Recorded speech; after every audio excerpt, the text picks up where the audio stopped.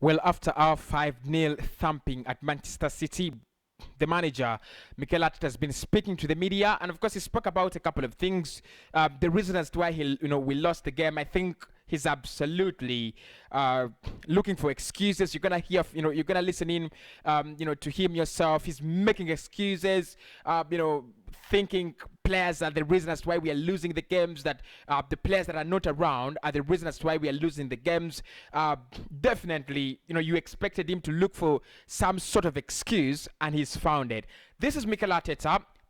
Post-match press conference, speaking to the media on a couple of issues. Let us try to listen in. Well, good afternoon. Hope you're well despite that defeat. Can I ask you, can you sum up your level of frustration today?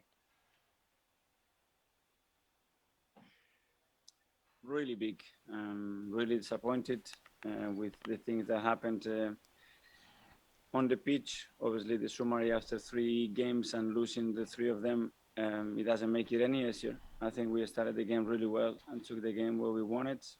We were really competitive, but in the first action, ball is wide, we don't stop the cross, we don't deal with the runners and defend the box well enough. If you do that here, it's impossible to win a football match. There's so many basic things that have to be done better. After that, we conceded the second one a few minutes later, which I think is a clear punch on Callum Chambers' face. So I don't know how the goal is allowed to be played.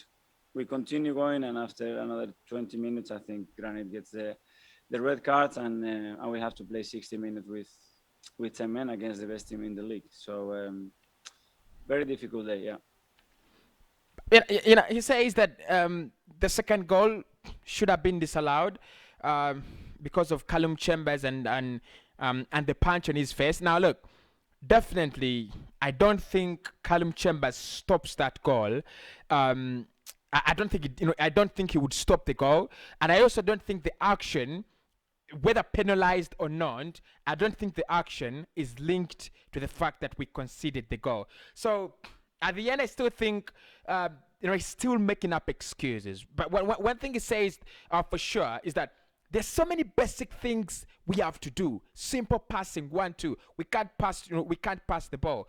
We can't keep the ball on our feet. Yeah, I think that is spot on. But the fact that he says Callum Chambers and the punch and everything, I absolutely don't agree. I think we lost the game, and we've got to take the blame. Definitely. You have a break coming up now. You have a lot of basic problems to iron out. So how are you going to be able to do that when a lot of your squad might not be around? Excuse me, can you repeat the question? Yeah, we're coming up for the international break. So you've not got a lot of your players. You say you've got a lot of basic problems to sort out. How can you do that? You've no time at all to do that now, have you? Well, we have some players here. Hopefully, we can get some players back as well. We missed a lot of players in recent weeks. Hopefully, some of them will be back in decent shape after international break. And it's time to reflect and look in the mirror, if each of us, and try to change the dynamic straight away, because we need to pick up results. What do you say to the fans? Because a lot of them, some looked like they were leaving before half time. And that was a shambles. Many Arsenal fans, even before half time, even at just 45 minutes after the game, they decided to leave. It was an absolute disgrace. It was an absolute shambles. It was so painful for as an Arsenal fan to watch that game. And just imagine someone who was sitting out there watching the game away from home at Manchester City. Fans were leaving, and actually we saw fans celebrating a Manchester City goal. That is how disgraceful it was. And Mikhail, this is what he had to say. To the fans, only thing I can say is thank you so much. We have 3,000 fans here. They were absolutely fantastic and unconditional with the team throughout the game. And that's why you saw the reaction after the game, all the players and myself. We have to do that and say thank you, because this doesn't happen very often in football. And we have to value what they've done today. Thank you.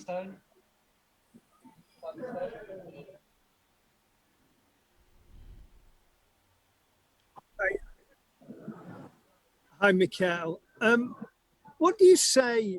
You talk a lot about the process, and I know you believe in that. But what do you say to people who say Arsenal are too big to be bottom of the Premier League, that what you're doing may have good ideas, but it's just not working. What do you say to people who say that? I don't think today is the day to talk about any process. Today we have to talk about the results, what happened on the pitch, and that's it. Yeah, definitely. Very good answer from Mika, because it's absolutely mad. It's absolutely stupid for a journalist to come out and now start speaking about the process and whatnot and whatnot. We're not speaking about the process at the moment. We're actually speaking about things that happen on the pitch. But definitely, I still think. In regards to the process, it is not working. It's actually not working out. Mikhail has to know, and they ask no both has to know the process is not working. We need to get better results, and if you're going to get better results, we need to get the right players and the right managers. So definitely, I'm happy with Mikhail. Not happy because of anything, but I think his response is spot on. Right now, our focus should be on the game. You still believe that you can get results from this group of players? Yes, I do. If not, I wouldn't be sitting here. Yeah, definitely. Thank you. So he says, he thinks he can still get results from these players.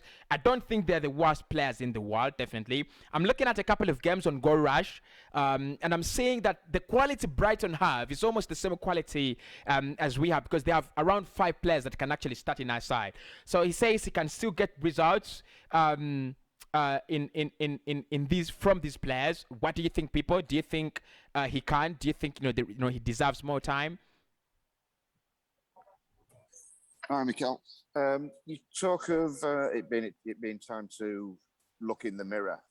Does that include yourself? Look at how you're doing the job.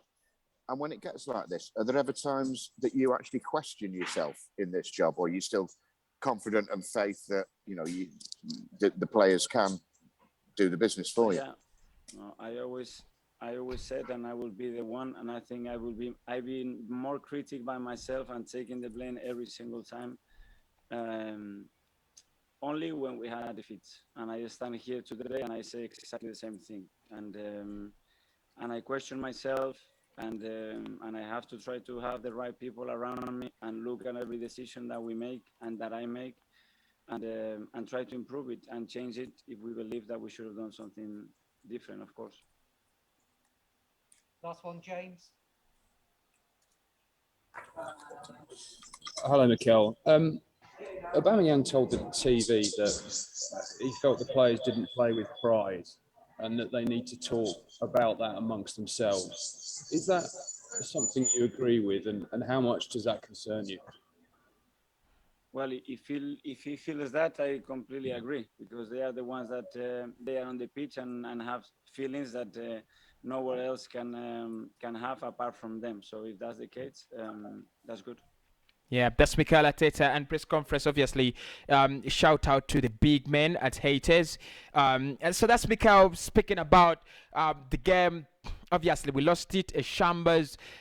He's come up with a couple of excuses, but you can look at his face. He's definitely sad and disinterested. And I think the best solution is to let him go. Let him go. My name is Cossy. I'll be back with the 6 things we learned from that game, as well as my player ratings. Stay on Cossy's Arsenal podcast.